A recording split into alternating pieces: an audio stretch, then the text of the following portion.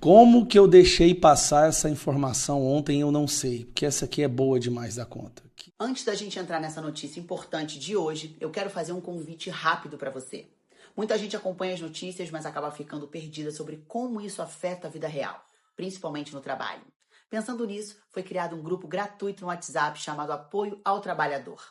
Nesse grupo, você recebe conteúdos informativos, orientações gerais sobre direitos do trabalhador, negativação indevida do seu nome, consumidor, pensão alimentícia, entre outros informativos importantes. Se você quer se informar melhor e entender os seus direitos, o link está aqui na descrição. Agora sim, vamos à notícia.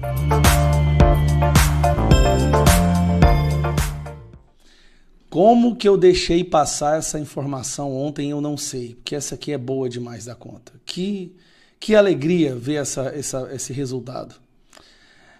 A Futura Apex publicou uma pesquisa que mostra que o Flávio Bolsonaro está distanciando na liderança da eleição desse ano. A desaprovação do governo continua altíssima. A rejeição do Lula é maior que a do Flávio Bolsonaro e que o Lula está perdendo no Nordeste. A verdade é que nem mesmo aqueles que vivem de assistencialismo e Bolsa Família estão conseguindo mais sobreviver com o preço, a inflação do alimento, da gasolina, do custo de vida, do aluguel no Brasil hoje.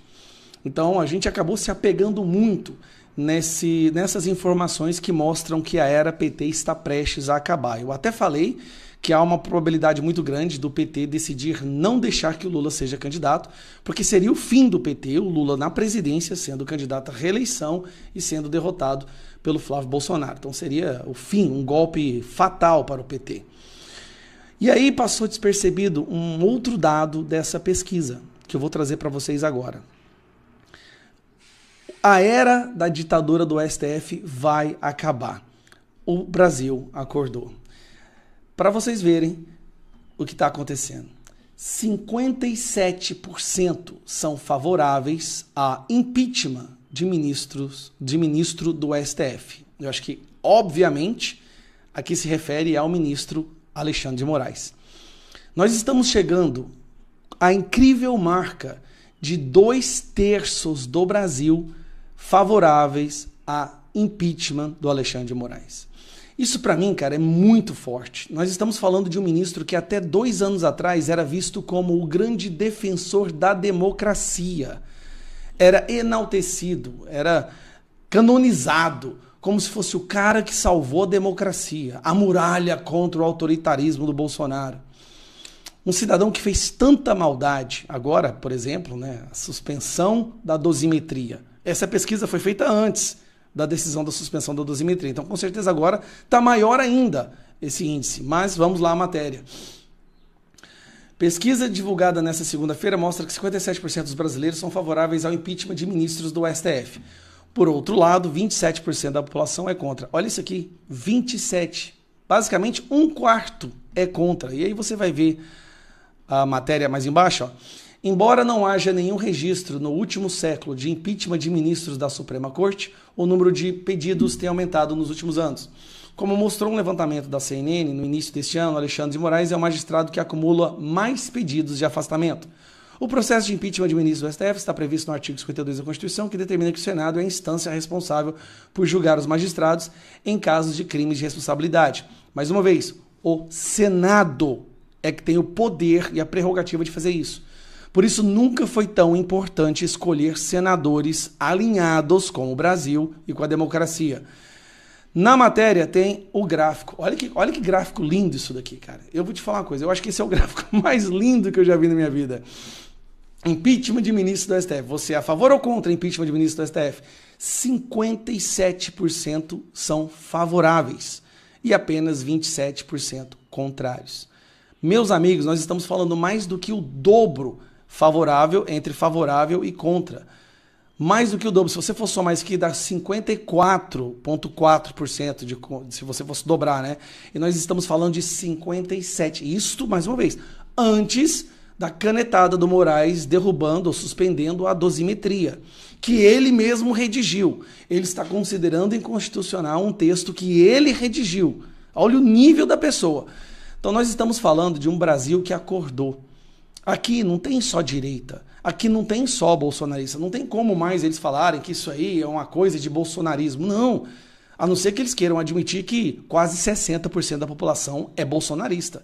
Aqui nós estamos falando, gente, de direita, centro, e deve ter até alguns esquerdistas mais sensatos aí que entenderam que o que esse cara está fazendo extrapolou toda a razoabilidade.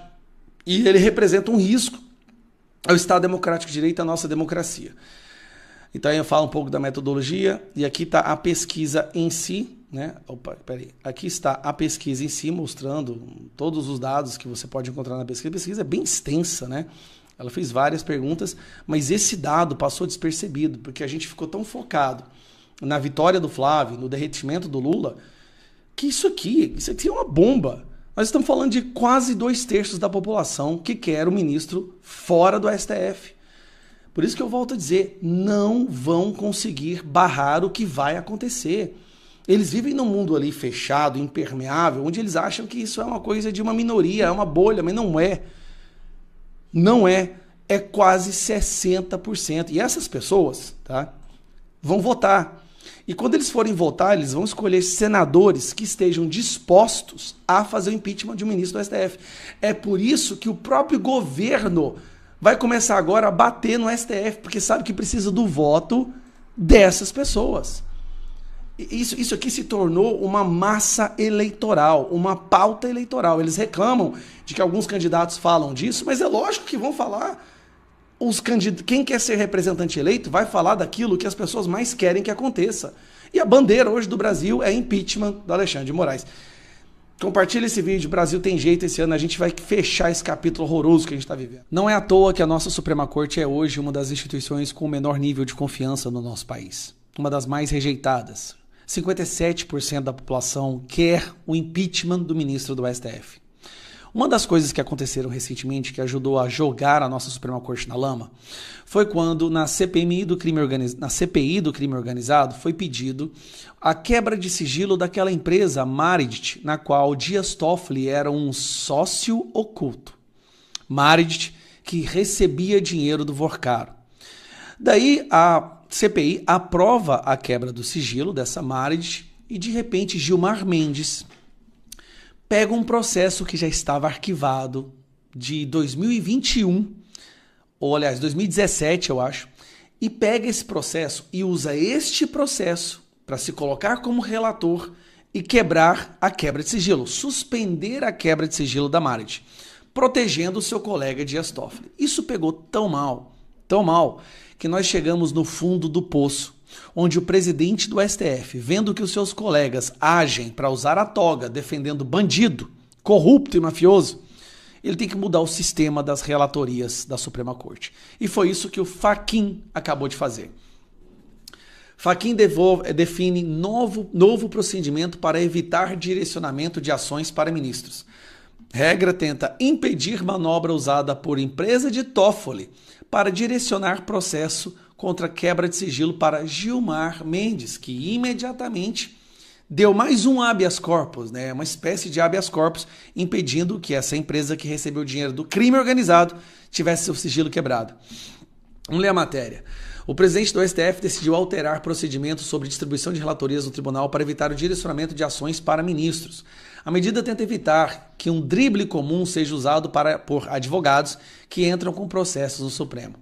Em muitos casos, as ações são apresentadas dentro de outro processo, antigo e sem correlação, como o caso para garantir que o ministro relator é mais simpático ao seu pedido, evitando a distribuição por sorteio. A decisão de Fachin diz que as novas ações apresentadas em processos antigos e já baixados no Supremo deverão passar por análise da Secretaria Judicial e da Presidência para definir se a relatoria será mantida com o ministro ou sorteada. A regra foi definida pelo Supremo em resolução aprovada em 2020, mas nunca foi colocada em prática. Segundo o ministro, as novas normas se destinam ao aprimoramento da segurança, da transparência e da aleatoriedade do sistema de distribuição processual dessa corte. Transparência? A imprensa não pôde ter acesso ao sistema de distribuição aleatório dos processos no STF. Tanto é que, curiosamente, as duas ADIs caíram nas mãos do Alexandre de Moraes para derrubar a dosimetria. Mas vamos lá. CPI do crime Gilmar Mendes. A decisão de Fachin foi dada em um processo aberto pela presidência de CPI do crime organizado. Os senadores questionavam o fato de o ministro Gilmar Mendes ter sido relator de um pedido da empresa Marit Participações de Dias Toffoli para suspender as quebras de sigilo determinadas pela CPI. A petição da Marit foi anexada a um processo antigo no Supremo relacionado à CPI da Covid, em um drible, então é 2021, em um drible para direcionar o processo ao Gilmar.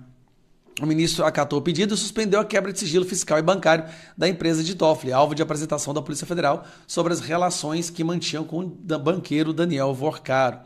Na decisão, Fachin diz que não poderia analisar o mérito do pedido da CPI do crime organizado, porque a comissão já concluiu seus trabalhos e foi extinta. O presidente do Supremo também, porém, definiu que a regra de 2020 deve ser respeitada e determinou os novos procedimentos para evitar novos dribles à distribuição de processo no tribunal. Então, olha só.